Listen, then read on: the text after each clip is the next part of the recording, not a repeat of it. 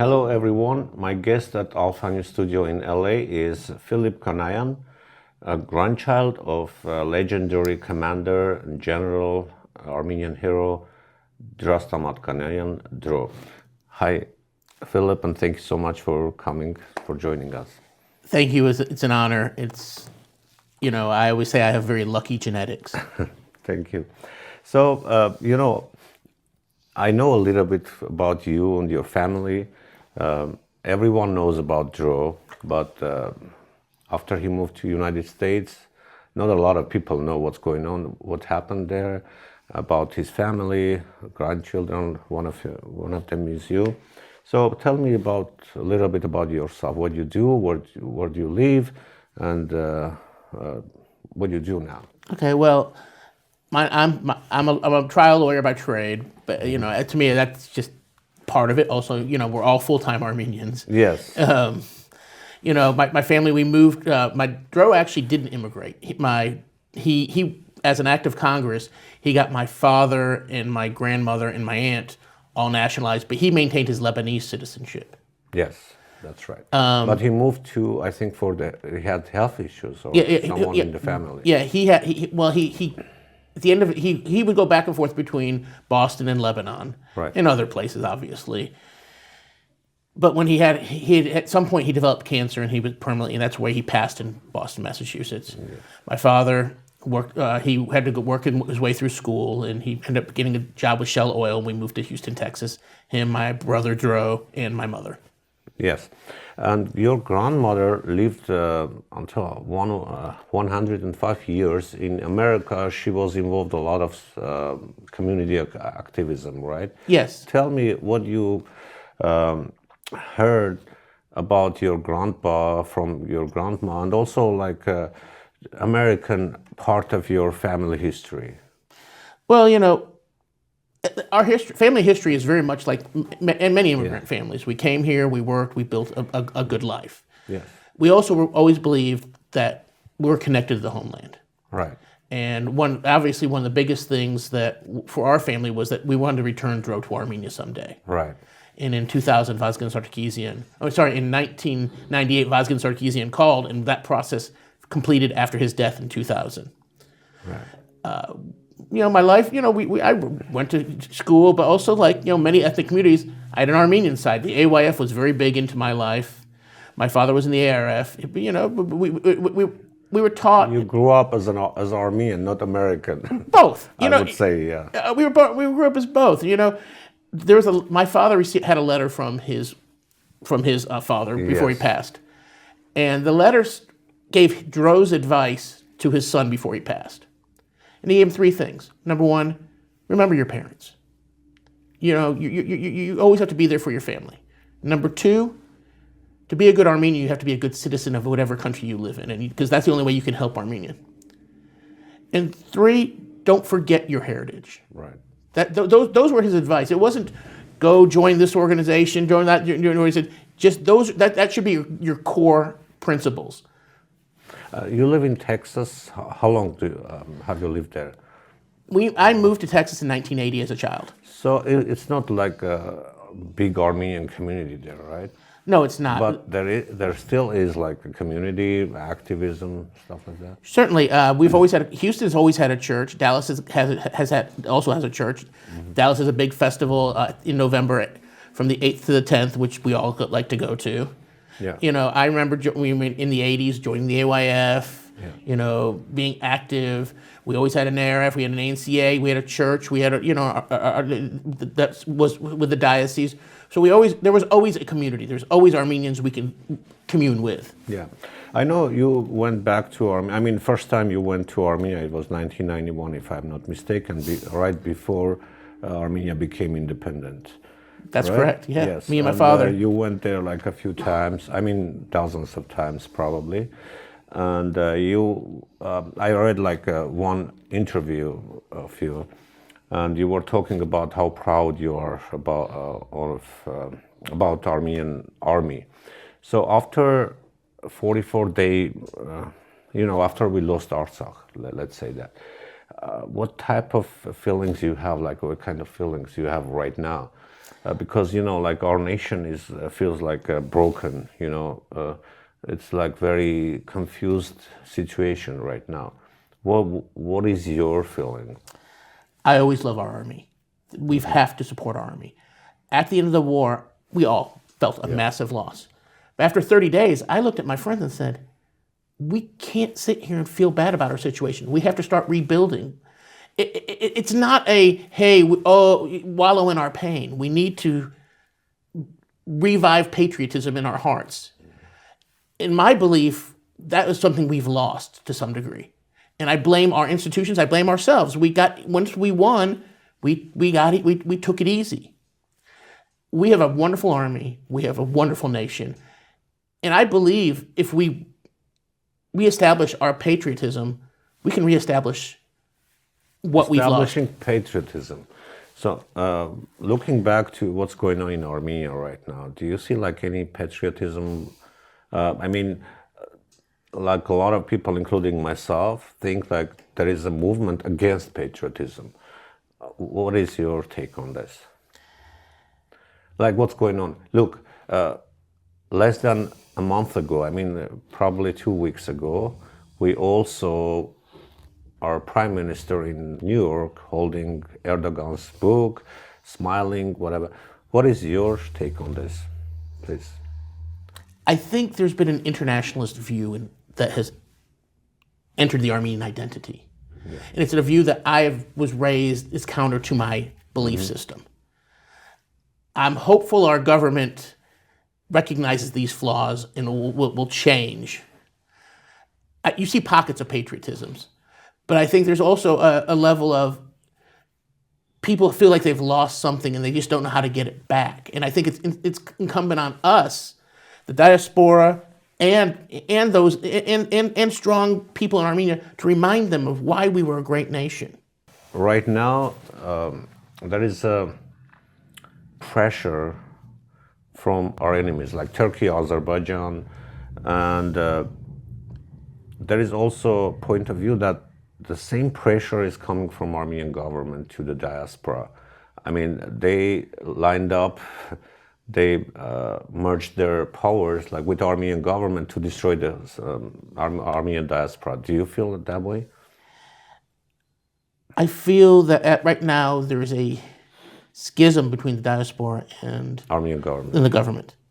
Again, I'm hopeful that. Why is that? What do you think? I think I look at the first 18 years of my life. Yeah. It was very difficult to be Armenian. We'd lost our country. We suffered the genocide. We fought internally amongst each other about what was the right path. And then in 1991, all of our dreams came true. Armenia became free. Yes. And then I thought those fights inspired us to keep our patriotism, keep our nationalism. I think at some point people said, well, we've got it, it's in Armenia, we're fine. We're relaxed too much? We got easy. We took it easy. We took it easy. And I blame myself. I blame all of us. I don't think it's one person's fault. We took it easy, but, and then in 94 we won the war. And that was and for 30 years we held Artsakh. Now we lose Artsakh, and I hear people say, oh, we always lose. For 30 years, we beat the world. The world was against us. They didn't want us to win that. The West most certainly didn't want us to win that. West? Yeah. America, Great Britain, oil interests, and the NATO alliance with Turkey. So where do you think Armenia should go? Because it's a small country, it can protect itself. So what is the future of Armenia? My father used to say, his father would say, the gods of the Dashnakcutyun will eventually right the wrongs of Armenia. That's where we're at. We have to look inwards and make those decisions. Is my belief, we need to protect our borders. I don't believe in free borders in Armenia. Right. Open borders is going to devastate our fruit industry, one of our major industries. the Turks will sell it at a lower price and run us out of business. We need to start remembering what. There's nothing wrong with patriotism. Some people say the word nationalism is a negative word. Nationalism can also inspire people to do great things. Right. There's nothing wrong with love of country. Yeah. Love of country to the exclusion of someone else, that's not good, obviously. Nationalism for the small countries are like protective thing. It's one thing for the large, like superpower, that's chauvinism actually. But for the small countries like Armenia, it's to protect himself, right? Absolutely. So the government of Armenia right now, I don't know how much you are like following what's going on in Armenia, but I'm sure you do. I follow enough to sometimes be very disappointed. Yes. So they're trying to brainwash Armenian people and saying like the Turkey is different now, we have to be friends with them, we have to trade with them, and forget about history. And what would you say? Well, in college, my degree's in history. So, and again, what is the lesson we always learn? Those who fail to remember history, doomed to repeat it. Let's look at the facts. Since Armenia has been free, Turkey has been a hostile nation to Armenia. Right. They support our enemy Azerbaijan, who are ethnically Turks. Right. Listen, are the Russians better? Yes. Are they great? No. But when you look at your choice of people who want to finish the job, as Aliyev said, versus someone who, they're going to exert their control. I'd rather have someone who wants to doesn't want to eliminate me than somebody who wants to destroy my nation. Yeah, you said that West is not couldn't be pro-Armenian. I mean, because there is NATO, there is oil and stuff like that. But anyways, is there any perspective that we can, for example, you are a U.S. citizen, you live in Texas, which is Republican now, their elections, I want to bring to American politics. But do you think like we can influence, Armenian community is strong enough, could be strong enough to influence the decisions that are being made in Washington, D.C.? I look at the Jewish model. Yes. Yes, we can. But we have to evaluate our situation. It's not just going. I was in Washington recently doing an advocacy day for the Armenian National Committee. And again, lots of times they say, oh, well, the government of Armenia disagrees with some of these positions. And my response back to them is, you're not the congressman from Armenia. You're the congressman from Houston, Texas. And I'm telling you right now, this is what I believe. Yeah. But that's what it's going to take. It's going to take us as a community to organize, not voter education, to explain to the people why it's important not only to be active in someone's campaign, but if we can, to donate to some people's campaign. Because it's all about money. It's not all about money. It's about activity. Like I said, I used to do political consulting work back in the day, but volunteers, show up, block walk, make these people realize, oh, these people are actually going to do something for me. Yes. Money obviously is a driver in American politics, but activism will matter but it has to be real. It can't be, oh, we're coming on Sunday the 5th to go block walk for you. No, we're going to be on Sunday the 5th, the next Saturday. We're going to be there multiple times. We're going to be a part of the of your community, congressman, senator, city council member. Yeah. Do you know there is a Superpack called APAC, I think, the Jewish Certainly. APAC, which is the most powerful organization, probably lobbyist group. And I would say like they have a lot of congressmen, probably majority of the Congress in their packet, and they work with both parties. So why we cannot do another super PAC for Armenians, which, right now the Hideout is doing, our ANCA is doing some like lobbying, but that's not enough. Do you think like it's time to think about having more influential organization or structure? The amazing thing about AIPAC is that when they speak, the entire Jewish community speaks that same language. We as Armenians, we've tried this a few times. No, but they are bipartisan, right? Yeah, They no, work no, no, with I, both no, I parties. agree with that. Yeah. No, no, and I agree with that. But they, when they speak for all. All They, of them. let's say, I won't say every, but 90% of the Jewish community follows that line politically, and I think that's wonderful. They can support their country that way. Yeah. And do I think we should do something like that? Yes. Have we tried it? Yes. But something sometimes in the Armenian DNA is we want to fight with each other. Everyone wants to be important. The same thing I heard from Jewish people. They said, like, you are more united than we are. That's what they told me. You know, I maybe, but I look at situations where that might not be true. When we have, you know, a good Armenian candidate and someone doesn't, another side says, oh, we don't like that person, so we run another Armenian candidate, you know? Yeah. You know, one voice. It needs to be one voice. Right. And again, my personal politics and my politics as an Armenian are two very different things. You know, as an Armenian, I have to look at what's good for my community in Armenia and locally. As a citizen of the United States, there may be other issues I care about, but if I identify as an American of Armenian descent, I have a responsibility to that country, and I have a responsibility to my community. How powerful is the Armenian community in Texas? I wish we were more powerful. I remember there was a congressman, Henry Cuellar. What happened to this case? I know he got bribes from Azerbaijan, from oil company. He is currently under indictment. Unfortunately, where he lives in San Antonio, I believe he'll probably get reelected. He would? I think so. But, you know... He's a Democrat, right? He's a Democrat, yes. From Texas. That's interesting. Oh, there are some. In fact, I identify as a Democrat. Oh, you are? Politically speaking, yes.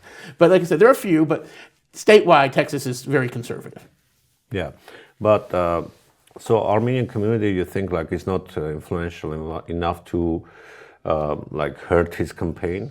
Not right now. Not right now. Not right now. Yeah. And as an American citizen, like, who are you going to elect as the president? What do you think? Have you decided yet? I have decided. I will be voting for Kamala Harris. Because you're a Democrat. But I'm a Democrat. And frankly speaking, neither one of them are going to be good for Armenia. They're not going to be good enough or good from my standpoint. It's a lesser of evils for me. Lesser of evil? Lesser of evils, yes. Don't you think like she's a puppet of the like larger power, like Biden was? I think you know, like Texas is good for like immigration, right? Border, whatever crisis. There was a crisis, and there were like a conflict between National Guard and I know you know those stories. So do you think like the Biden's and the Harris's policies on immigration are better than? I mean, it's not hurting America. I'll give you an example. A dear friend of mine has the largest ranch on the Texas-Mexico border. Yeah. And his response is, I like the migrants that come through because they work my lands. They work my lands and then they go about with their business. He says they come across and I have them work on my fences or I have them, you know, move cattle. He says it works for him. Okay. You know, should we have completely open borders? Absolutely not. I believe in borders. But we've got to make sense of immigration. It can't just be, oh, you're here. We got to figure out there has to be a plan. And I don't think either side has really come up with an effective plan. There was a plan in Congress, but that didn't get passed. But I don't know if anyone's ever come up with an effective plan. Okay, let's return to Armenian issues. Sure. So you said either candidate is not good for Armenia, but is there any way we can make them to be good? Yes. You know, look. I'm not talking about Kamala Harris. She was from this state even during the 44 days war. She never responded. I was participating in that rally. We went to her office, and she was a candidate, so she was more free to talk, but she didn't say anything. Anyways, during the also blockade, she didn't talk. But right now in the other side, which you don't like, Trump's, there are some Democrats, like Robert Kennedy, Tulsi Gabbard, and there are some not Democrats, like Vivek Ramaswamy and J.D. Vance. They all worked with Armenian community. I mean, they raised issues. Do you think we can use those channels? If Trump is elected, we can use those channels to push more Armenian agendas. I think we have to try to. I don't know if it'll work, but I think we have to try because, doing nothing is not an answer. And I know so many people go, "Oh, well, why should we try?" You have to try something, everything. We are not in a position where we can not try and talk to or ask our friends for help. Yeah, we have to try. Yeah. Okay. So now, like, you are here on, I think, ANCA's gala, right? You're going to participate. Yes, and I want to How involved you are in ANCA work? Myself and my friend Ani Frankian, who's also here, we're the co-chairs of ANCA Texas. Okay. I want to be very clear. I'm a Dashnak, and I don't believe we have galas. I believe we represent the average Armenian, and we're supposed to work with the worker. I call it a banquet because I find the term gala to be exclusive. And that's something, first of all, we cannot be as a people. We can't be exclusive. We can't say this person's an Armenian, this person's not Armenian. We need to be together. So you think we are not together now? I think we have our problems as a community. Yeah, every community has that problem. Right now, like, we are Armenian, let's say Armenian organizations, because it's not only ANCA, but also other organizations, are putting a lot of efforts on against Azerbaijani human rights records using the COP 29. How effective is that? What would you say? Are you involved in this campaigns? Yes, I was. And in fact, in Congress, we asked several congressmen. In fact, I believe 2 from Texas signed on to a letter urging COP 29 to be removed from Azerbaijan due to this, what we're calling greenwashing their human rights record. Right. Is COP 29 going to move from Azerbaijan? Doubtful. No. Is it effective? It gives us a talking point that people are now able to say, we can shed some light on Azerbaijan? Sure. So what could we expect? I expect media reports about what's going on. I hope that they talk about the political prisoners from Artsakh that are there. I think, the best thing we can get out of that is the world seeing Azerbaijan for who they are. And the last question. So what should the Armenian community do right now? Because it's a pre-election time, and in general, what should Armenian organizations concentrate on? And what is missing in our community? Because you see, I feel like you're concerned that we're not united enough to be more powerful. Your advice to our community? We need to remember why we're here. And we're here because of sacrifice and hard work. Our families, who came to this country to build. And that's what we have to continue that build and reinvigorate our communities. Dro always said an Armenian could do no greater thing than to serve his people. That has to be our guiding light. That it's service to the Armenian people. It's not how do I get something for me. It's how do I support my belief system and my country. Thank you so much. Thank you. My guest was Filip Kanaian, lawyer, an Armenian American and grandchild of Armenian hero, Commander and General Drastamat Kanayan. Thank you so much. Thank you. Այս կանայքը հանդիպենք։